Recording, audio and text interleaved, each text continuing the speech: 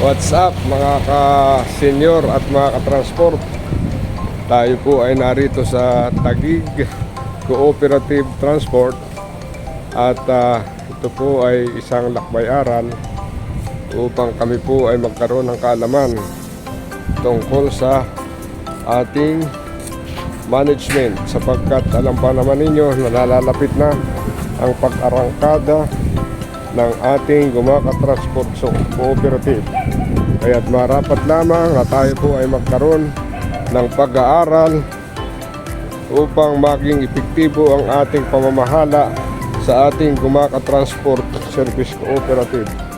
At ito po, makikita po ninyo ang mga unit ng Taguig Transport Cooperative. Napakarami po nito.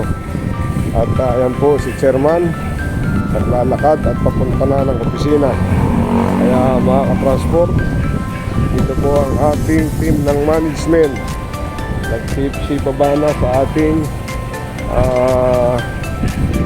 service vehicle na galing sa bayan ng Gumaka. At upang tayo po ay mag-aral dito. So 1 o'clock po tayo po ay i-entertain na. At tama-tama po tayo po ay sinalubong na dito ng kanilang tagapamahala upang kami po ay magkaroon na ng pakikipagtalakayan sa kanilang management at chairman ng cooperative para sa mabuting pamamahala. So ayan po, muli pinakikita ko po sa inyo ang napakaraming hanay ng Taguig Transport Cooperative dito po sa lugar na ito.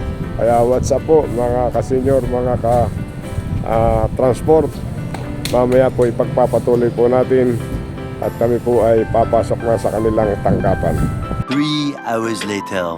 What's up mga ka-senior, mga ka-transport. Natapos po ang aming lakbay-aral sa pamamagitan ng chairman of the board ng Taguig Transport Cooperative dito sa bayan ng Taguig.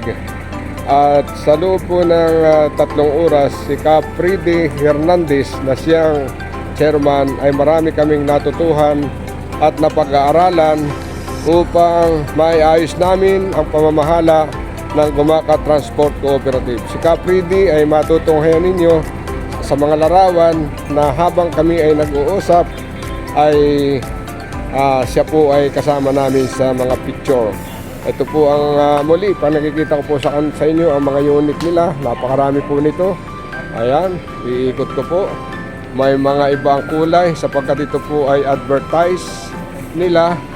At ito po ay isa din sa mga naging idea namin upang magkaroon ng extra income ang ating mga unit. Magkakaroon din po tayo ng advertisement na katulad nito. At ako po at ang aming team ay buong puso nagpapasalamat kay Chairman Freddy Hernandez sa nai-share niya sa amin kung paano naging epektibo ang kanyang pamamahala dito sa Taguig Transport Cooperative. What's up mga ka-senior, mga ka-transport, sa mga susunod pang mga hakbang ng ay inyong chairman Mike Villaverde at ng inyong GM, ang inyong lingkod. At kilala na naman ninyo ako. Maraming salamat.